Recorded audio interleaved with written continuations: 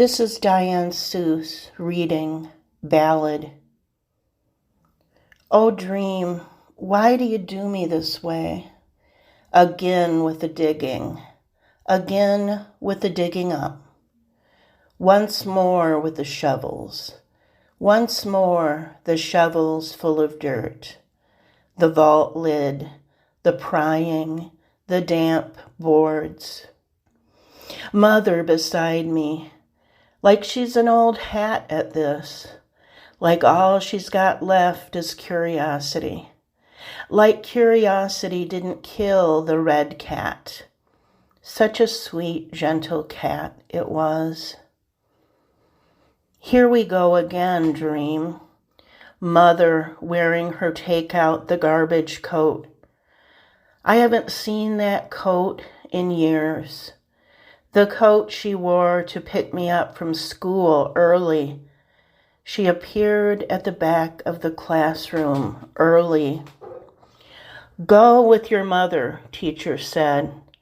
Diane, you are excused. I was a little girl, already a famous actress. I looked at the other kids. I acted lucky. Though everyone knows what an early pickup means.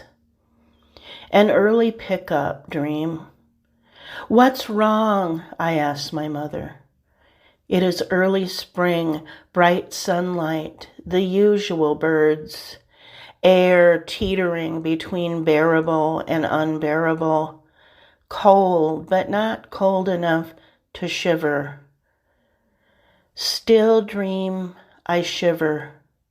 You know, my mother said. Her long garbage coat flying. There was a wind that day, a wind like a scurrying grandmother dusting. Look inside yourself, my mother said. You know why I have come for you. And still I acted lucky, lucky to be out in the cold world with my mother. I'm innocent, I wanted to say. A little white girl trying out her innocence, a white lamb born into a cold field, frozen almost solid, brought into the house, warmed all night with hair dryers. Death, I said, smiling, lucky. We're barely to the parking lot, barely to the car ride home, but the classroom already feels like the distant past. Long ago, my classmates pitying me, arriving at this car full of uncles. Were they wearing suits? Death, such a formal occasion. My sister, angry, crying next to me. Me encountering a fragment of evil in myself, evilly wanting my mother to say it. What? I asked, smiling. My lamb on full display at the fair. He's dead, my sister said. Hit me in the gut with her flute case, her rental flute. He's dead. Our father, who we were not supposed to know had been dying. He's dead. The flute gleaming in its red case. Here, my mother said at home. She'd poured us each a small glass of Pepsi. We normally couldn't afford Pepsi. Lucky, I acted. He's no longer suffering, my mother said. Here, she said, drink this. The little bubbles flew. They bit my tongue. My evil persisted. What is death? I asked. And now, dream, once more you bring me my answer. Dig, my mother said. Pry, she says. I don't want to see you, dream. The lid's so damp it crumbles under my hands. The casket just a drawer full of bones. a drawer full, just bones and teeth. That one tooth he had, crooked like mine. About this poem, I'd been writing sonnets for a few years, and I wanted to shake that 14-line habit like a dog shakes off 14 drops of rain. I found myself addressing my dream, scolding it per se. I noticed repetition developing in both language and storytelling, casting the line and reeling it back in, casting, reeling, which struck me as ballad-like, and the cadence of recurring dreams. The poem ended up as a song of false innocence, taking on the minor chords that arise from experience.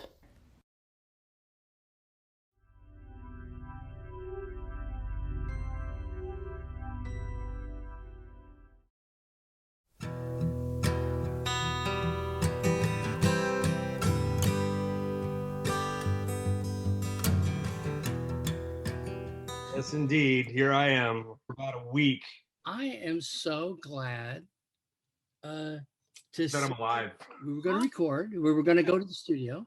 Yep. And then you said, well, I'm going to hang with my friends. Maybe we'll do some music and fall off a cliff or something. No, well, I was slated to go to Joshua Tree with my cousins. I made it that far. We went hiking. In 2018 when I left San Francisco, I rented a house in Joshua Tree, and I was out there all the time by myself, including on the trail I spilled on. So we did 49 palms, which is 2.5 in, about 210 in. So it's up and over, but it's a really manicured trail. It's really not hard.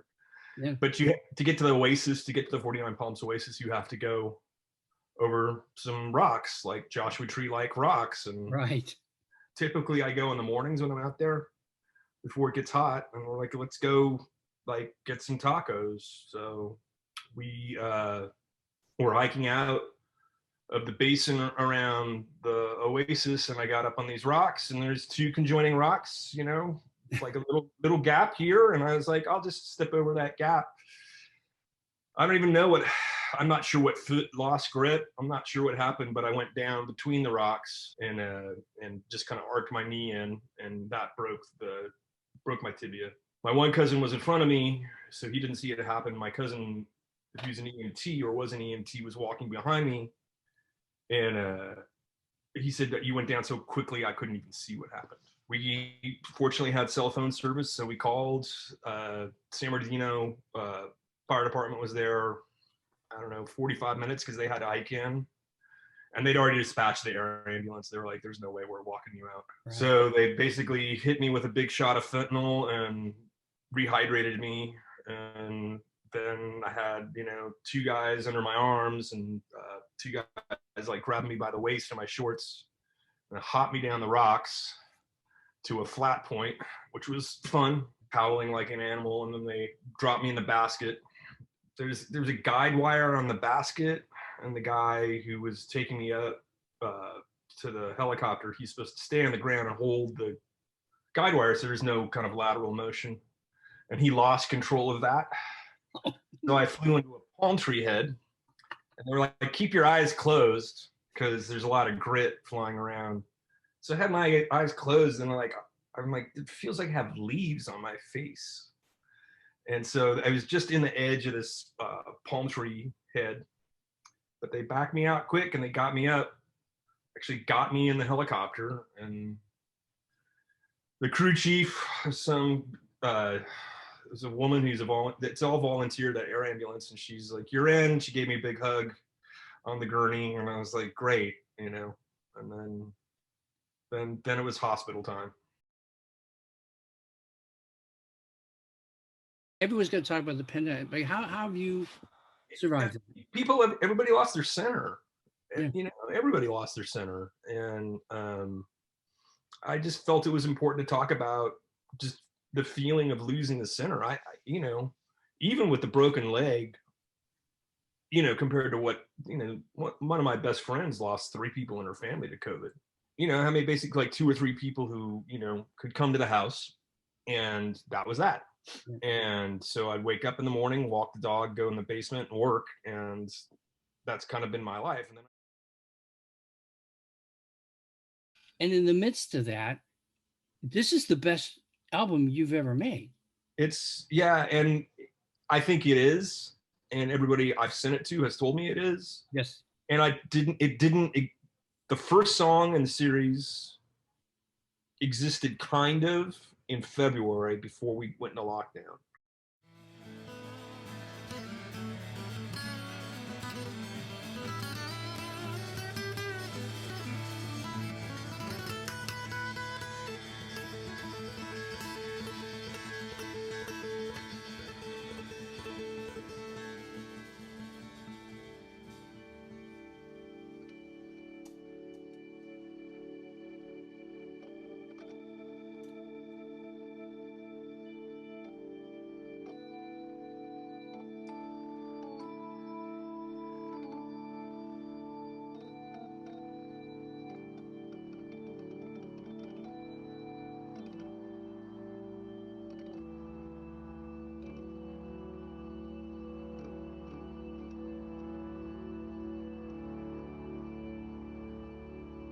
Francis was a mystic.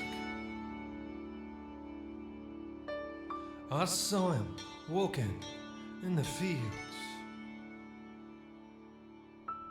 He said he'd never felt as hopeless, never felt as lonesome, never felt as free. Once I was young and running wild, time has had its way with me, and now I'm resolute and restless, scorned, forsaken, lonely, maledicted and released.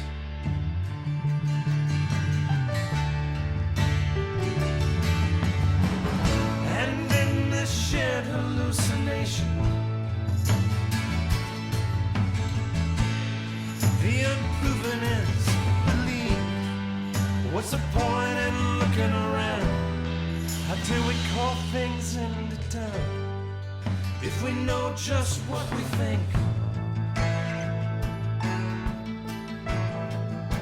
We know just what we think.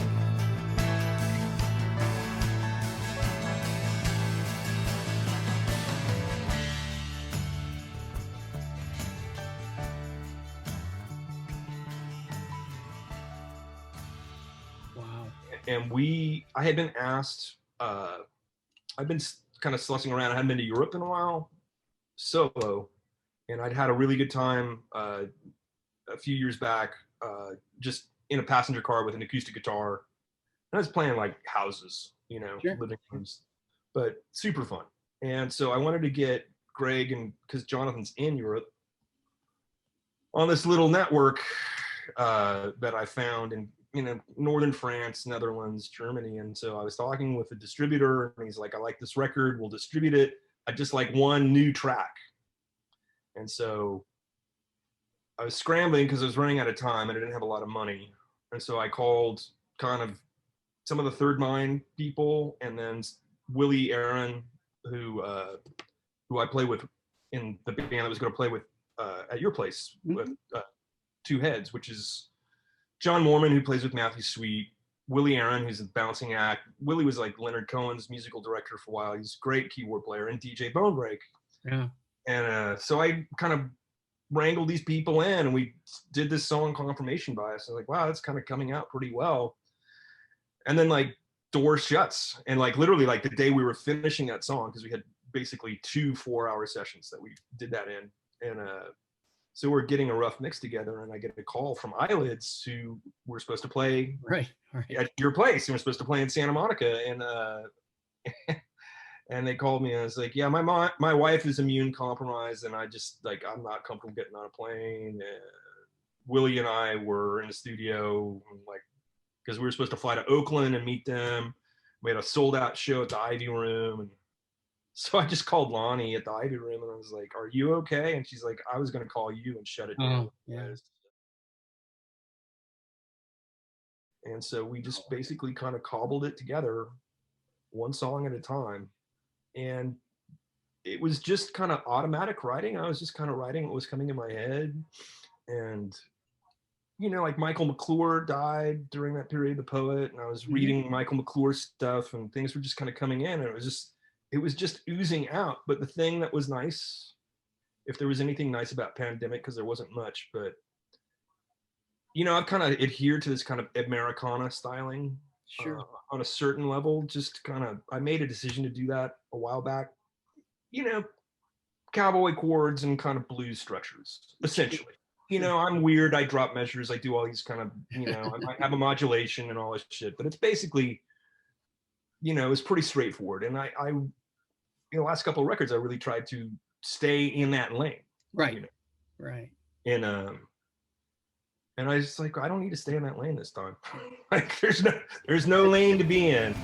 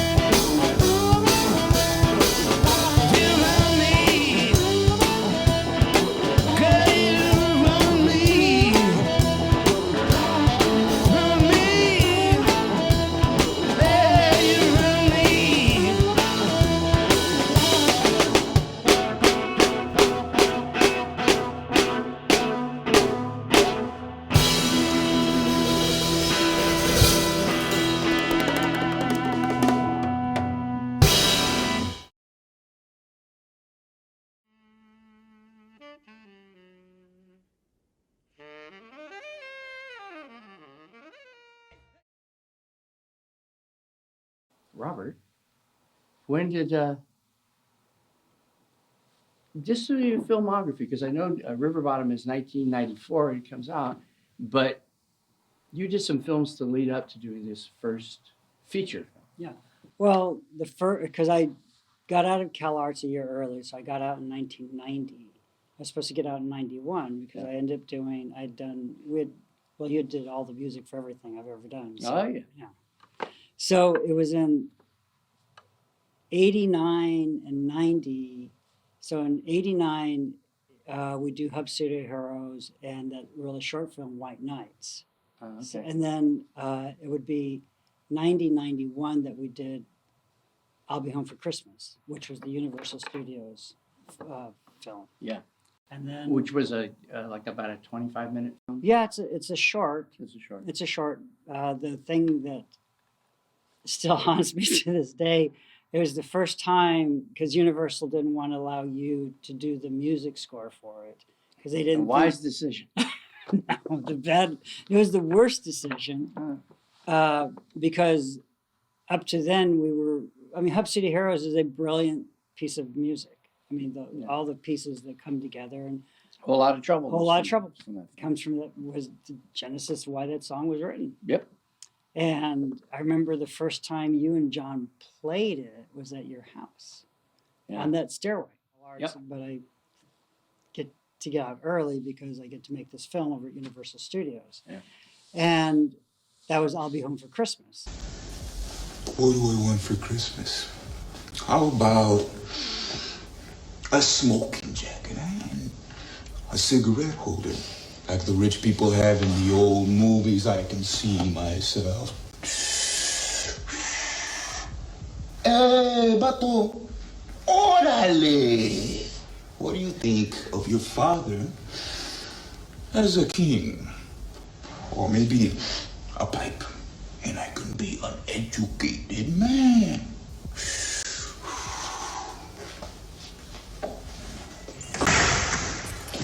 As kind of as a writer director, but also creator of a bigger vision of what I like for music to be, is that Universal didn't want to trust you. What was that? Well, I'm from Colton. They have their in-house music people, but I did collaborate with him Roger Steinman. and give him, on cassette, here's some cues, here's some ideas, and a few of those things snuck into the score, but it seemed when it was all said and done, I think we were kind of looking at each other and said, this sounds a little generic for the power that film had. It was very.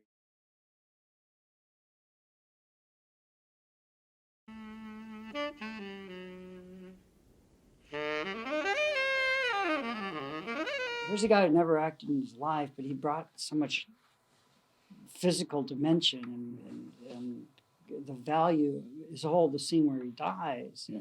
And it was a collaboration between you and Teddy because you structured the song, but then he interprets it and scored.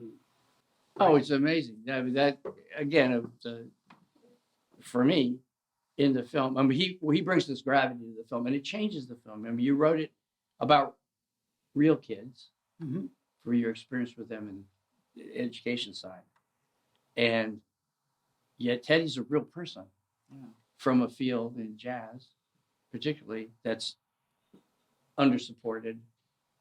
These brilliant folks have to leave the country all the time in order to make enough money to do their art. I mean, it's the most underfunded American art. And You videotape of you. him playing the piano with me and working out so he could kind of get a basic arrangement for what he wanted to do. He got some other folks to kind of help, score it or just write out the charts to it. But basically, he was sitting down with me, and I played him my very rough thing. Well, here's the melody, and here's this chord, and there's this one great moment to where he goes, "Well, why did you use this chord? Why didn't you use this or this?" And then all these just better, probably ideas, better things from his perspective. And for a little tiny minute, I'm going, well, no.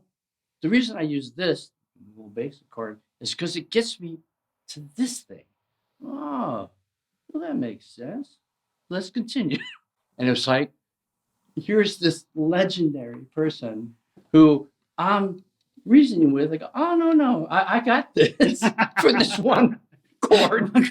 But and so it ends up being, again, to me, a centerpiece of the film is when he performs this live out in the middle of the desert. So we came to, it was 4:00 in the morning. Right. On this, in the San Bernardino desert. And so we have to set up lights, generators, Bring a piano. Bring a piano out there, a drum set, the stand-up bass, Marshall Hawkins. But just hearing this piece from a real person in real time, in this very rustic setting, I always thought when it first started to go, it's too slow. In my mind, I think it's too slow. Let me follow his journey through the song. But it was beautiful, and it was just beautiful in this night air, and it sort of went back to the whole story. So this is about real kids. This is about a real musician. This is about real music and the power of music and redemption.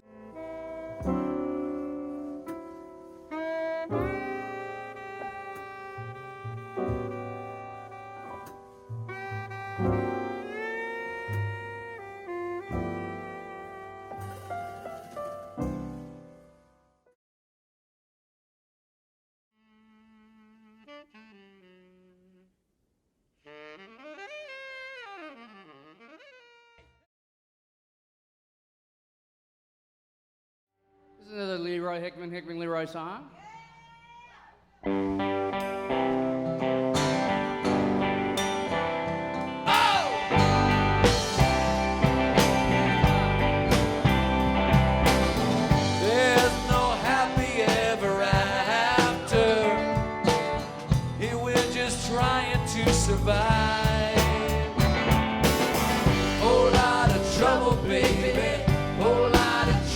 Baby, whole lot of trouble in this life.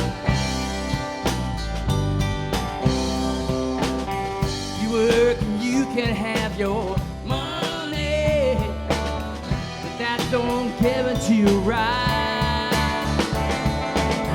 Whole lot of trouble, baby, whole lot of trouble, baby, whole lot of trouble in this life. And the morning sun comes up, And the evening sun goes down. you think that I would look alive. Everything is dying in this cold, dark town. Some folks that think it started over, They spend a lifetime to decide. No way. whole lot of trouble, baby, whole lot of trouble, baby, Trouble is, whole lot of trouble, baby, whole lot of trouble, baby, a lot of trouble in this life. in this life, in this life, in this life. Whole lot of trouble, baby.